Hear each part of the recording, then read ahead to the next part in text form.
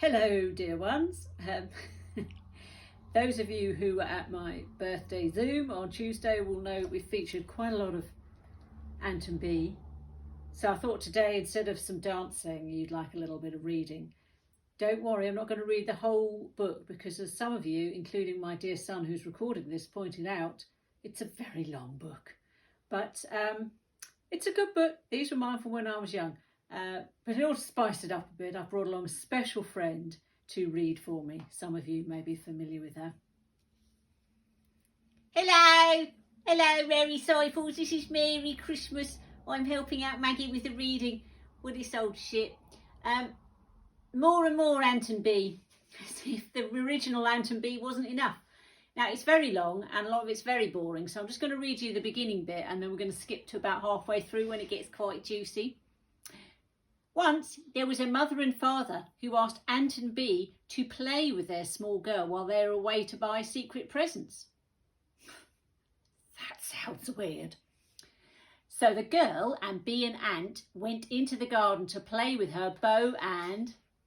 You see, it's an alphabet book, so don't worry, we're not going to go through all 26. Ant and Bee wanted a ride on the arrow, so they sat on it. The girl pointed the arrow to yew tree. Then the girl made her hand let go the string of her bow and the arrow flew swish. But the arrow went so fast that Ant and Bee fell off and landed in the middle of a slice of buttered bread. Now that's bad housekeeping right there. Who's leaving a slice of buttered bread just lying around outside? That's not being economical with food like we're supposed to do in lockdown. Topical reference there. Anyway. The bread was nice and soft for Ant and Bee to land on, but they got very buttery. The girl wiped the butter off Ant and Bee with an old ragged vest. Where has this come from? Bee and Ant did not want any more arrow rides, so Ant and Bee went to sit on a... Right, now we're going to skip a bit till it gets a bit juicier. Oh yes. So the girl fetched herself I told you he got excited, didn't I? Ant and Bee were very frightened of the knife. Bee and Ant said the knife would cut the girl. Now, I think they've got a point because she looks a bit homicidal there. She looks a little bit like Villanelle in Killing Eve.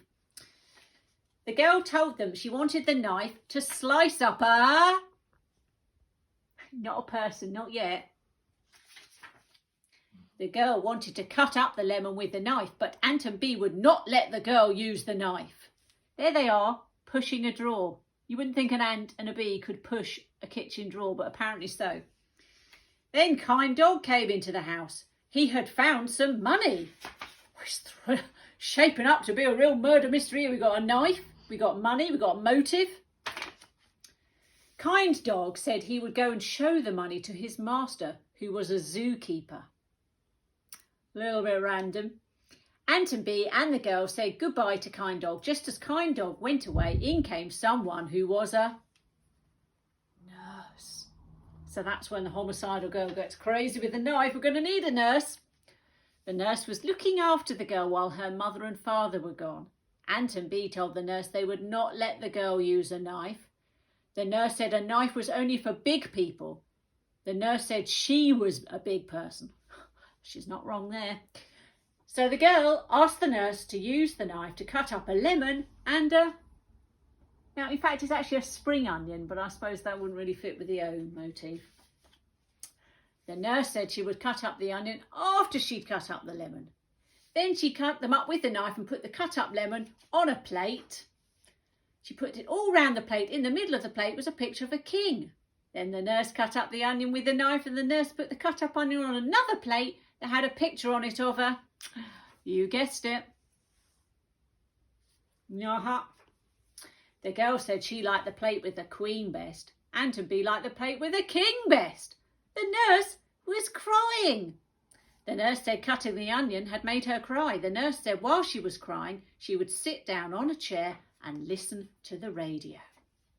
Ant and Bee and the girl and the nurse all listened to the radio to a very noisy story about a cowboy who had a horse and a gun and who chased a bad man to put him in jail for stealing money. The cowboy got a prize for catching the bad man.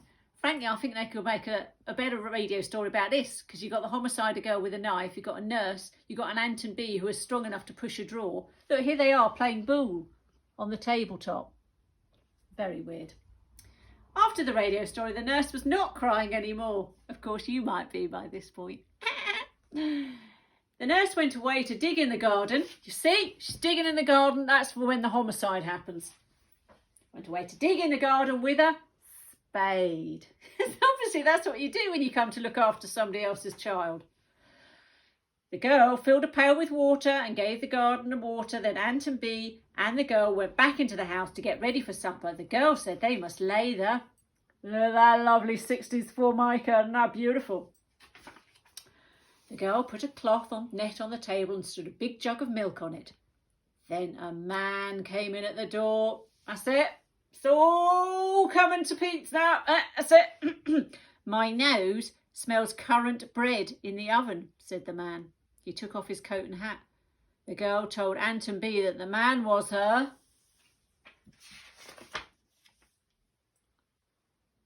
I don't think so. Look at that moustache. Do you trust that man? I don't trust that man one bit.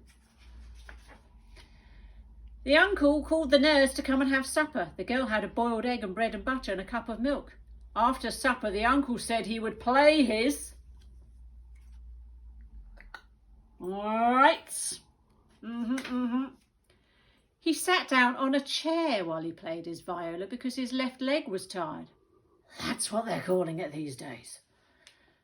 He said his left leg was tired because that morning he had to push his motor car along the road because it had something wrong with its wheel.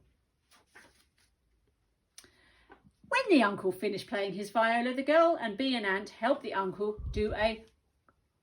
Now, if you look very closely, you can see those have been filled in. Now, that wasn't by me earlier today.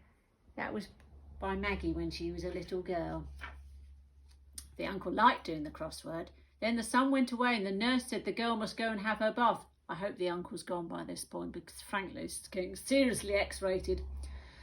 The girl told Ant and Bee she loved her bath time because she had so many bath toys, a boat, a rubber fish, a floating aisle to hold the soap. Where's the soap? Yes, it does, doesn't it? But best of all, the girl liked her toy yacht. Ant and Bee had a funny time on the yacht because the bath water was so hot it made steam just like fog and they could not see where they were going. The yacht banged into the boat and into the soap aisle and into the fish. After the lovely funny bath time, the girl showed Ant and Bee her best toy for bedtime, which was a zebra. I don't know what you were thinking about. I was thinking zebra all along. The girl also had a toy pig and a toy lion. She said her prayers, said goodnight and hopped into bed. Ant and Bee told the girl lots of stories till she fell fast asleep. And when the mother and father came home, welcome back, eh, Mum and Dad, after all that time, they thanked Ant and Bee very much for playing with their little girl while they were away. That's the end of Ant and Bee. Yes, thank you to Merry Christmas there for replacing those lovely childhood memories with her sordid intentions. I hope you're having a lovely lockdown Friday. Goodbye.